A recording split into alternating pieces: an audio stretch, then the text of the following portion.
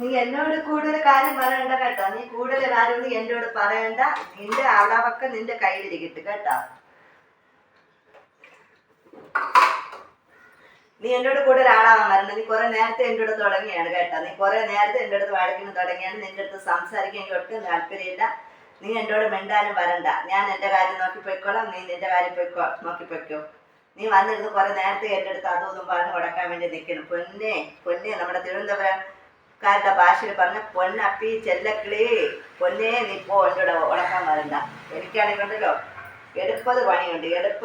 നിന്റെ അടുത്ത് കഥ പറയാനുള്ള സമയവും കാര്യമൊന്നും എനിക്കില്ല കേട്ടോ. നിന്റെ അടുത്ത് ഒന്നും എനിക്ക് പറയാൻ സമയമില്ല. പ്ലീസ് നീ എന്നെ ഒഴിവാക്കൂ. നീ രാവിലെ വന്നിരുന്ന് എൻ്റെ അടുത്ത് അതും ഇതും പറഞ്ഞ് നീ കടുപ്പുണ്ടാക്കിക്കൊണ്ടിരിക്കുകയാണ് കേട്ടല്ല.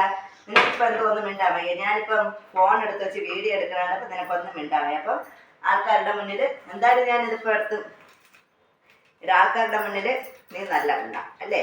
ആൾക്കാരുടെ മുന്നിൽ നീ നല്ല പിള്ള, നീ മിണ്ടാണ്ടിരിക്കുകയാണ്. എന്തായാലും നിന്റെ ഫേസ് ഞാൻ കാണിക്കുന്നില്ല. കാരണം എന്തെന്നറിയാവോ? വേണ്ട, കുറ്റക്കാരൻ ഞാനായിക്കോട്ടെ.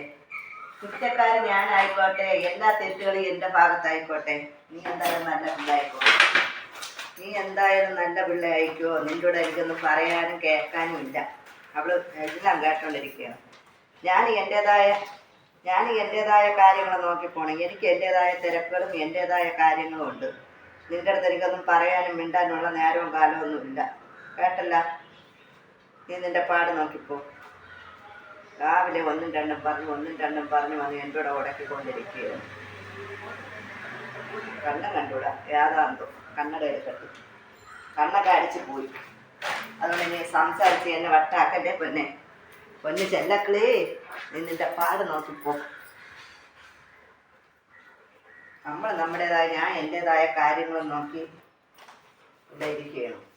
അന്നേരത്താണ് വേറൊന്ന് വന്ന് തുണ്ടു എടുത്തത് പോയില്ല. എന്താ കൊണ്ട് നല്ല സമയം, എല്ലാം നല്ല സമയം എടുത്തതും കൂടെ പോയെന്നു. എന്തെന്താ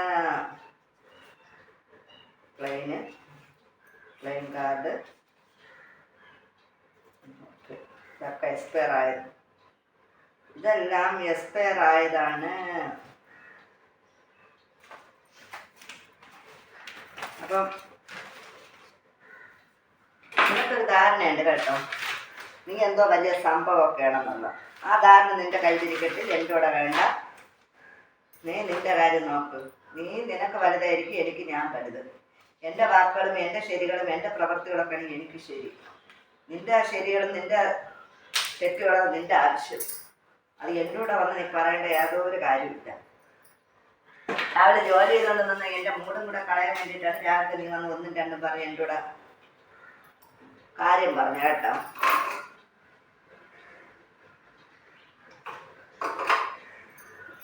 കൂടുതൽ എന്നെ വെള്ളം കുടിപ്പിക്കല്ലേ. നീ രാവിലെ വന്നിട്ട് തന്നെ വെള്ളം കുടിപ്പിച്ചുകൊണ്ടിരിക്കുകയാണ്.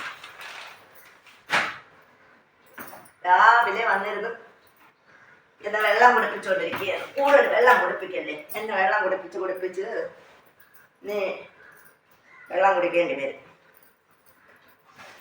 ഇപ്പം നീ ചോദിക്കും ഞാൻ പൊറുതി കഴിഞ്ഞ് പോകണമെന്ന്. ഞാൻ പൊറുതിയൊന്നും ഒഴിഞ്ഞ് പോകണില്ല.